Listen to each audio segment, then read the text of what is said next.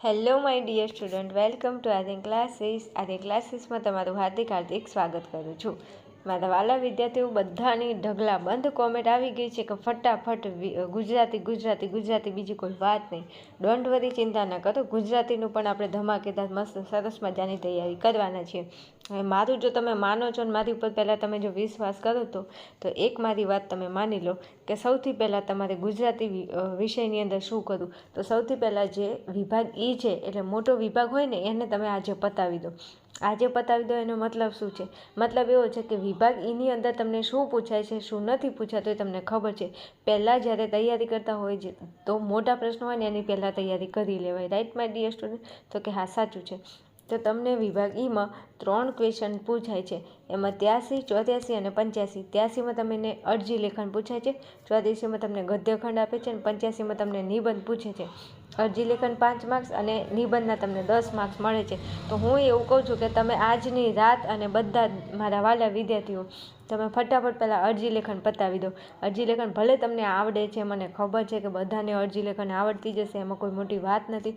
ના આવડતી હોય તો કોમેન્ટ કરજો, તો સરસ મજાનો વિડીયો બનાવી દઈશ તમારા માટે. પણ આવડતી હોય તો વાંધો નહીં, ના આવડતી હોય તો શીખી લેજો, વિડીયો બનાવી દઈશ તમારા માટે. પણ આવડે છે તો પણ ક્યારે ઓવર કોન્ફિડન્સમાં નહીં આવી જવાનું કે આઈ એમ સમથિંગ, મને બધું આવડે છે. એકચ્યુઅલી એવું નહીં કરવાનું.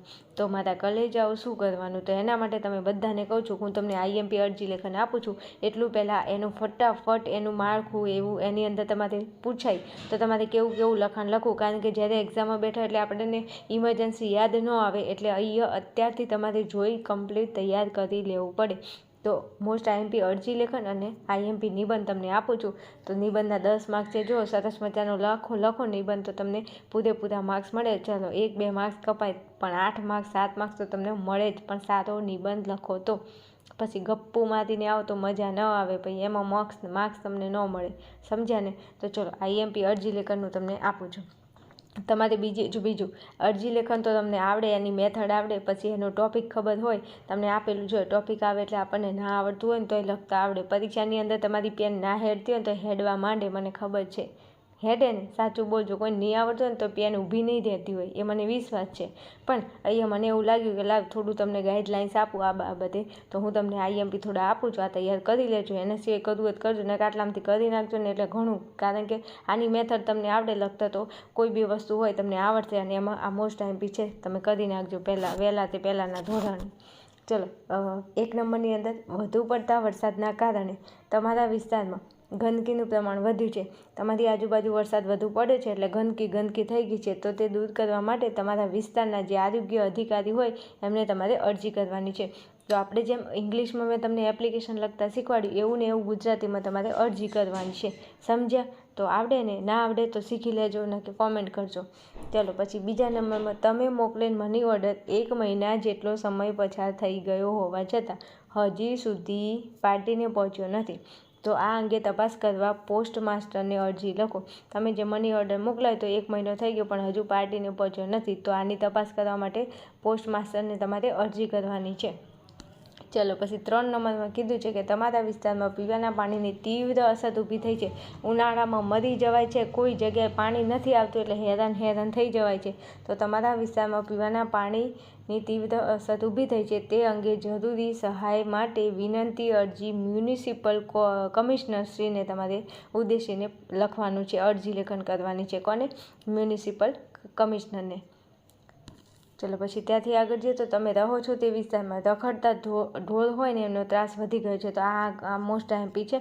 અને આગળ મેં તમને અહીંયા પહેલા નંબરની બતાવી, આ બહુ મોસ્ટ આઈએમપી છે. પહેલાં આ એ કરી નાખજો, બધી કરવાની છે પણ આ મોસ્ટ આઈએમપી છે એટલા માટે. ચાલો પછી છે આ જો પીવાના પાણીની તીવ્ર અછત, એ તમે આ ખાસ આના ઉપર ધ્યાન આપજો. ચલો પછી છે રખડતા ઢોર. આ રખડતા ઢોરનો ત્રાસ વધી ગયો છે તે બાબતની ફરિયાદ કરતી અરજી નગરપાલિકાના ચીફ ઓફિસરને લખવાની છે.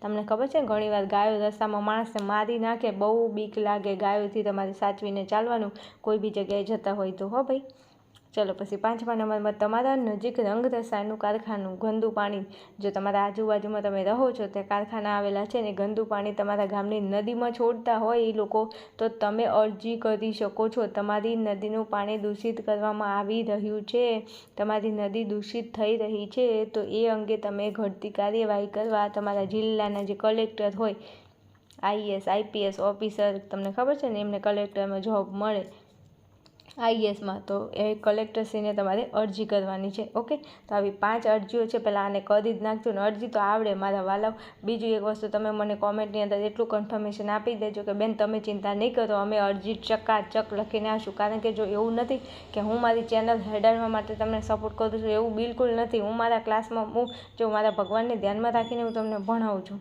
મારો મોટિવ છે બસ તમે મારી જોડે ખુશ થઈને ભણો છો ને, તમને હું ભણાવું છું, મારી મેથડ તમને ગમે છે ને, એટલા માટે રાત દિવસ મજૂરી કરું છું. કારણ કે હું લાગણીશીલ માણસ છું અને એક વિદ્યાર્થીને લાગણી દિલથી સમજું છું. એ તો જેને હું રિપ્લાય આપું છું, જેનો ફોન મેસેજ આવે છે ને જેને રિપ્લાય આપું છું ને, એને મારો સેલ્ફ અનુભવ હશે જ. એવું નથી કે ખાલી બસ આ યુટ્યુબમાં પૈસા કમાવા ચેનલ માટે નહીં, એવું નથી વિદ્યાર્થીઓ. કામ દિલથી જેટલું થાય એટલું હું કરું છું મારી મહેનત પ્રમાણે. એટલે તમે મગજમાં રાખજો. તમે મને કન્ફર્મેશન આપી દો બેન તમે ચિંતા નહીં કરો, અમે સરસ મજાનું પેપર લખશું અને અરજી લેખન તો મસ્ત છોતરા પાડી દેવી લખી દઈશું, તમે ચિંતા નહીં કરો, તો મને થોડી શાંતિ થઈ જાય તમારા પ્રત્યે.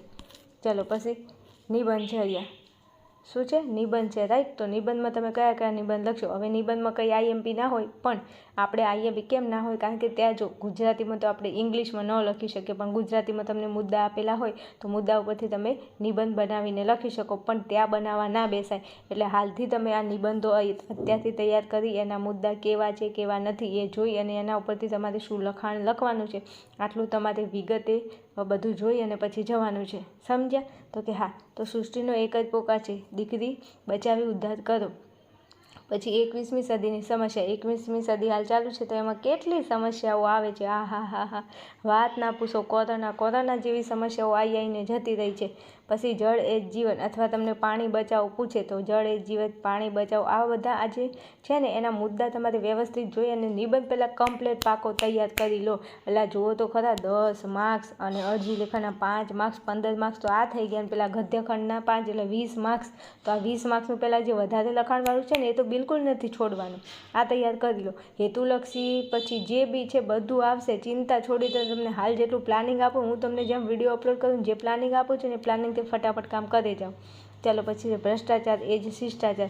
ભ્રષ્ટાચારની અંદર તમને ખબર હોય એવા મુદ્દા સરસ મજાના બને અને લખવાના. પછી નારી તું નારાયણી, નારી તું ના હારી, સરસ મજાનો નિબંધ છે, ઘણી વાર પૂછાય. પછી રાષ્ટ્રીય એકતા અને અખંડિતતા. મોબાઈલ કરતાં જિંદગી સસ્તી. આ મોબાઈલ આવ્યો ને તારની જિંદગી હાવખે સસ્તી થઈ ગઈ છે. આમ ઓલી સેલ્ફી લેવા જાય ને એટલે પડે ઓલી બાજુમાં હોય મોટી નહેર, નર્મદા. શું કરવાનું? આજની પેઢી આવી છે બસ રીલ્સો બનાવવા માટે. એકચ્યુઅલી સાચવવાનું આપણી જિંદગી ભગવાને આપી છે, બહુ કિંમતી છે.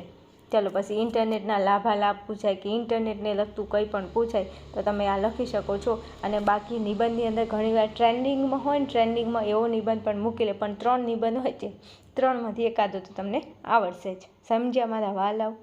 ચલો વિડીયોને આટલા સુધી રાખું છું, મળીશું નેક્સ્ટ વિડીયોમાં. ત્યાં સુધી તમે આર્યન ક્લાસીસ જોતા રહેશો અને ફટાફટ તમારા માટે ધમાકેદાર તૈયારી તમને કરાવીશ, ચિંતા નહીં કરતા.